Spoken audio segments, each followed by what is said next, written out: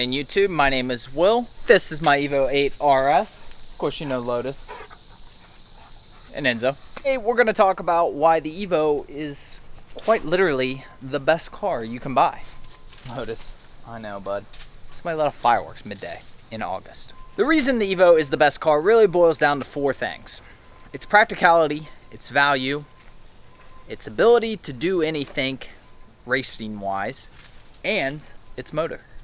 Now, personally, I think practicality is the number one reason you should buy one of these cars. And I also think it's the thing that gets talked about the least when people are debating which cars are best. There are a lot of awesome cars out there. You know, cheap cars up to hyper cars, everything in between. There are so many cool cars, so many fast cars, interesting cars that you could buy.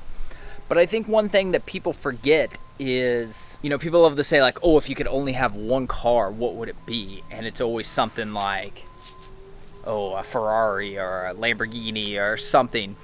It's like, no, you literally couldn't have that as your one car. I mean, not really. I understand that the premise behind the question is all hypothetical and not real. But if you are actually honest about the question, could you have a supercar and drive it every single day? And the answer is no, you truly couldn't have that. I mean, sure, I guess you could, but the amount of sacrifices that you would have to make on an ongoing basis would just be unreal. You want to haul more than one other person with you?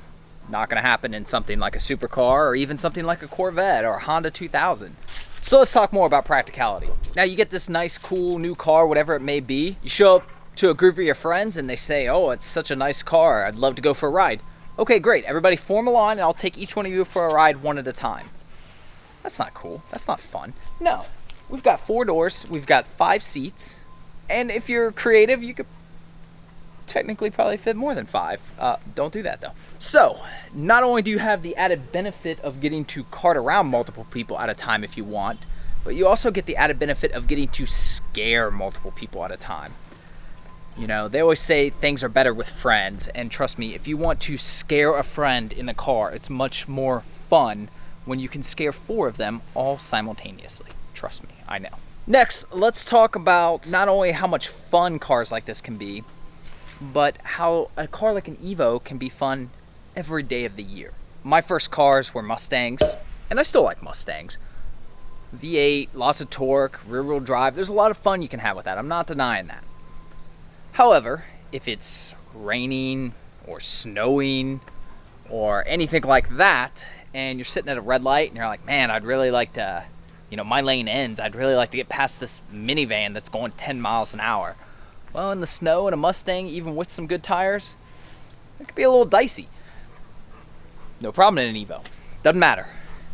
You want to go 0 to 60 in under 5 seconds in an Evo, you can do it 365 days a year.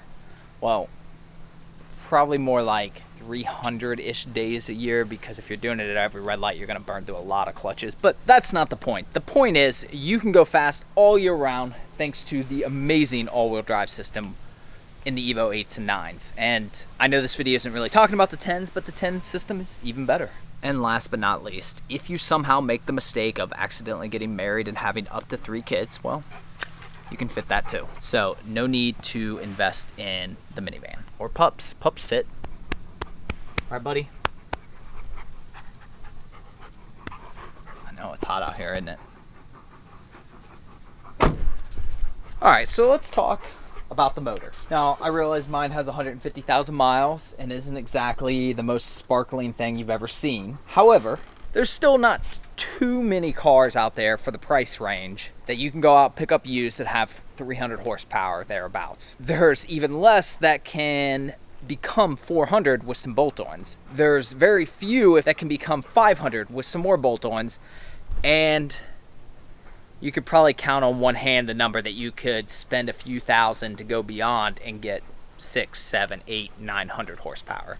The 4G63 motor is one of those motors that's up there with the 2JZ, the RB22, I think that's the Nissan motor. I may get that wrong, I'm not a huge Nissan fan.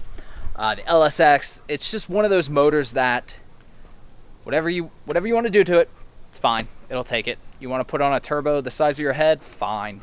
You want to put massive cams in it? Sure. You want to run 8-second quarter miles? No problem. You know, when shopping, you can always find these low mileage extreme examples, but generally speaking, in that $15,000 to $20,000 range is what you're looking at for one of these, versus something like a $30,000+ Focus RS or Civic Type R. Those cars, great cars, not knocking them, but they're barely gonna be faster than this car or beat this car stock for stock. But you take this car and you put $10,000, $15,000 in it, and not only does this car obviously destroy those cars, but then suddenly this car might pop the hood. This will decimate all. So, we know the motor's awesome, so what can we do with it? Pretty much anything. You wanna drag race it? Fine. Wanna road race it? Sure, no problem. Autocross? Of course. And you can actually even rally race it. There's very few cars, not even for the money, there's just very few cars, period, that you could, now granted you would have to change the setup to some degree for different things, but there's very few cars that you could buy with the intention of road racing or drag racing or autocrossing or rally racing, and then after a year or two decide, you know, my heart's really into this other form of racing. I'm gonna reset up my car and go at it. There's so many people who buy, you know, Miatas because they're gonna autocross. Okay, that's good. Now go take your Miata to the drag strip on a Friday night, test and tune. See how much fun it really is there. I know, buddy, it's hot.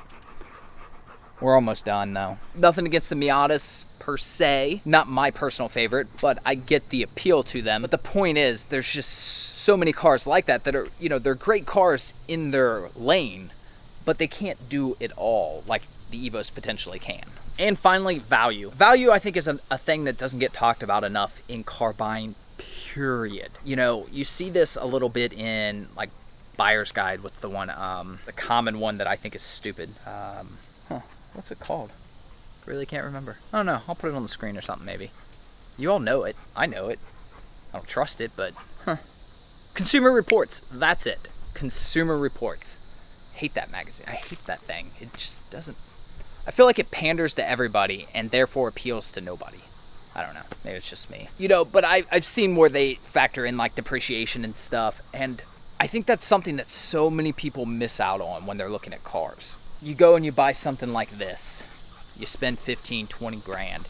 You own it for a couple years and you go, for whatever stupid reason you come up with to sell it, you sell it and you get probably more than you paid for it, to be honest. I know for a fact I could sell this car for more than I paid for it. There's no doubt in my mind at this point. On the other hand, you could be the responsible adult and buy something like a Corolla used for 15 to 20 grand. And after a couple years, I don't know, sell it for like 12 or something, I don't know, because nobody wants a used Corolla. And that's the thing. Nobody needs an Evo. Nobody wants a Corolla. Therefore, Evo values will stay or go higher. Corolla values will go lower. All right, so my camera's overheated twice now. I think that's its way of telling me I'm rambling too much. So we're gonna go ahead and end this video. Comment below, let me know what you think. Let me know your thoughts on some of the things I've said today. Subscribe for more Evo content. If you have any questions about buying an Evo specific and you want to DM me on Instagram, that's the best way to do that. Other than that, appreciate you guys as always, and I will see you guys tomorrow. Lotus, say bye. Say bye. Say bye. You're one and